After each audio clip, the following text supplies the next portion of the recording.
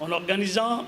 les premières assises fiscales en juin 2015. xukuumadda Jamhuuriyadda Djibouti ayaa wacdi ku martay inay dib u habeyn ku sameyn doonto habka maamulka cashuuraha waxaana hawlgalka lagu hawlgelinayaa ka shaqayntiisa wasaaradda miisaaniyadda oo la kaashanaysa golaha baarlamaanka taasi oo ku eegayna miisaaniyadda ku dhigan 2016 iyo 2017 arrimaha la xiriira dib u eegista cashuurta dalka ayaa waxa ka imanaya ama meesha aan ka tuurayna cashuurtii guryaha ee uu lahaa bayac mushtarku ee la ansixiyay 2015 waxa sidoo kale kamid ah waxyaabaha la hirgelinayo qiimo dhimis lagu sameeyay cashuurta sida bayac mushtarka ka imanaya dalka dibadiisa iyadoo qiimaha uu saga daba dhacayo sidan boqolkiiba 1.2 iyo 2015 ibir dhibic 7 2016 ujeedada qiimo dhimista cashuurta ayaa sidii ay loo dhexgelin lahaa dhaqaalaha dalka oo kobac dhaqaale dalka uu ka hirgalaya taasi oo hormoodu ka yahay madaxweynaha jamhuuriyadda mudane Ismaaciil Cumar Geele bishii Juun 2016 barnaamij ay dhaqaajiyeen bangiga adduunka oo dalka u joogay hawlgal ayaa